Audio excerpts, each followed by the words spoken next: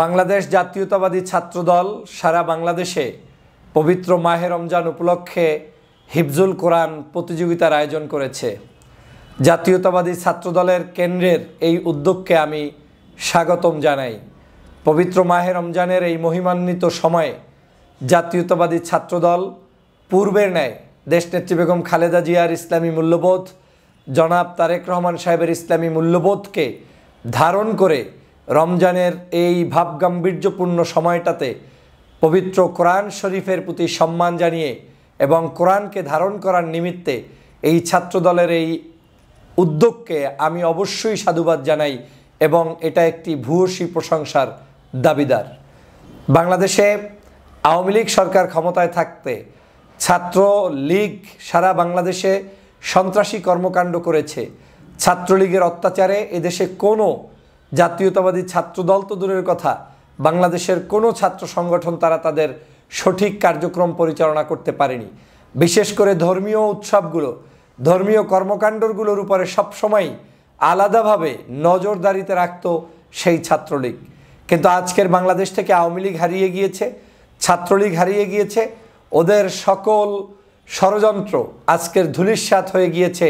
মুক্ত বাংলাদেশে আজ ছাত্রদল তারা একটি কোরআনের প্রতিযোগিতার আয়োজন করছে, এটা অত্যন্ত প্রশংসার দাবিদার।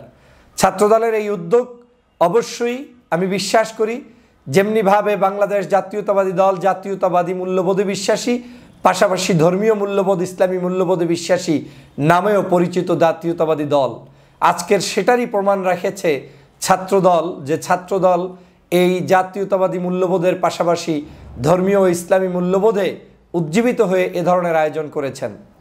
এই আয়োজনগুলোই জনগণ প্রত্যাশা করে। জনগণ সন্ত্রাস, অন্য ধরনের কোনো ধরনের রাজনীতি যেটা সমাজে কোনোভাবে মানুষ অ্যাকসেপ্ট করতে চায় না, ক্যাম্পাসগুলোতে নৈরাজ্যের পরিবর্তে একটি শান্ত শৃঙ্খলাবদ্ধ সুন্দর পরিবেশের শিক্ষাঙ্গন যেমন চায়, আমি বিশ্বাস করি জাতীয়তাবাদী ছাত্রদল সেই পথে আগাচ্ছে এবং তাদের এই উদ্যোগটা সেই পথে যেতে আরও বেগবান হবে।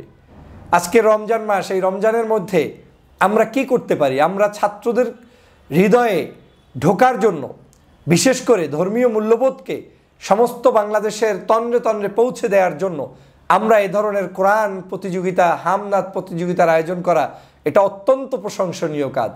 এই আয়োজনের মধ্য দিয়ে এই দলকে পৌঁছে দিতে হবে বিভিন্ন জায়গায়। ছাত্রদল নিশ্চয়ই ছাত্রলীগ নয়, যে কারণে ছাত্রলীগ যেই কাজগুলোকে বন্ধ করেছে ছাত্রদল সেই কাজগুলোকে চালু করেছে। আমি এও দেখেছি ছাত্রদলের কোনো একটি কোরআনিক প্রোগ্রামে সেখানে ছাত্র শিবিরের কেন্দ্রীয় সভাপতি তিনি গিয়ে উপস্থিত হয়ে বক্তব্য পর্যন্ত রেখেছেন। এই যে সৌহার্দ্যপূর্ণ একটি পরিবেশ, এই যে একে অপরকে সম্মান জানানো, ধর্মীয় কাজগুলোতে একজন আরেকজনকে সাপোর্ট দেয়া, এটা অত্যন্ত ভালো কাজ। এটাই হচ্ছে মূলত আমাদের চরিত্রের মধ্যে সর্ব অবস্থায় প্রতিষ্ঠিত করা উচিত। বাংলাদেশের রাজনীতিকে সুন্দরভাবে যদি পরিচালনা করতে হয়, হিংসা বিদ্বেষ মুক্ত একটি সুন্দরতম রাষ্ট্র ব্যবস্থা কায়েম করতে হয়, তাহলে আমাদের মধ্যে সকলের মধ্যে বিভাজন ভুলে গিয়ে একটি ঐক্যের প্রচেষ্টা অব্যাহত রাখতে হবে। ধর্মীয় বিষয় নিয়ে কোনো কাদা ছড়াছড়ির জায়গা নেই। যে ইফতার বিতরণ করবে আমরা তাকেও ধন্যবাদ জানাবো, যে কোরআন বিতরণ করবে আমরা তাকেও ধন্যবাদ জানাবো, যে কোরআনের প্রতিযোগিতা করবে আমরা তাকেও ধন্যবাদ জানাবো। ছাত্রদলের এবছরের বেশ কিছু জায়গায় আমি দেখেছি যে তারা তাদের সেই আয়োজন করতে গিয়ে পবিত্র কোরআনের শুধুমাত্র প্রতিযোগিতাই নয়, বিভিন্ন জায়গায় ইফতার কার্যক্রম পরিচালনা করছে। এটা অবশ্যই ভালো দিক। আমাদেরকে সমাজের সকল সমালোচনা মুড়ে দিয়ে ভালো কাজের পথে এগিয়ে যেতে হবে। বর্তমান প্রজন্ম ভালো কাজগুলোই দেখে বাছ বিচার করতে চায়। এই দেশের মানুষ এখন চায় শান্তিতে থাকতে।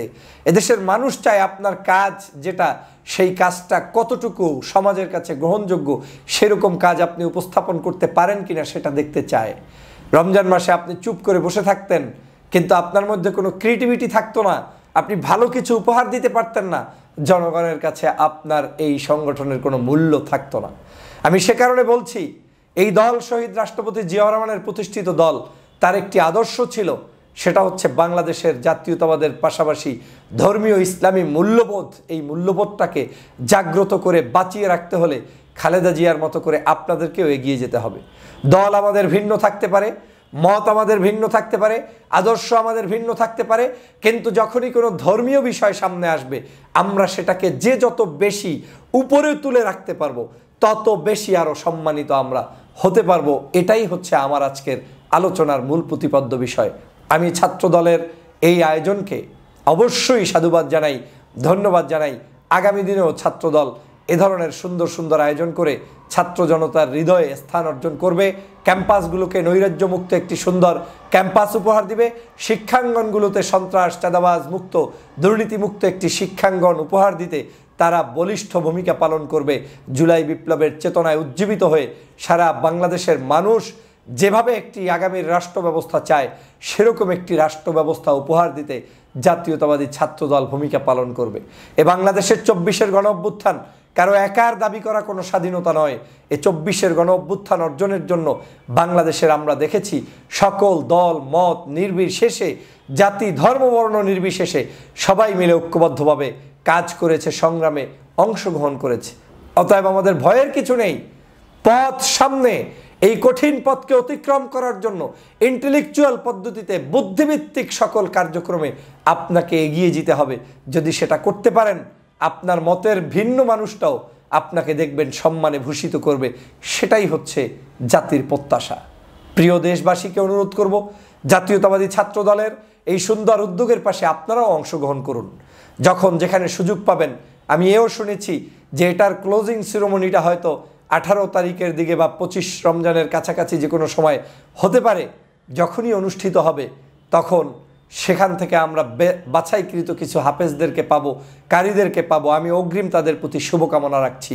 আমি বিশ্বাস করি তারা একদিন বিশ্বের কাছে বাংলাদেশের পতাকা উজ্জীবিত করবে, যেমনিভাবে বাংলাদেশের বহু হাফেজরা বিশ্বের দরবারে গিয়ে সম্মানিত হয়েছে এবং বাংলাদেশকেও সম্মানিত করেছে।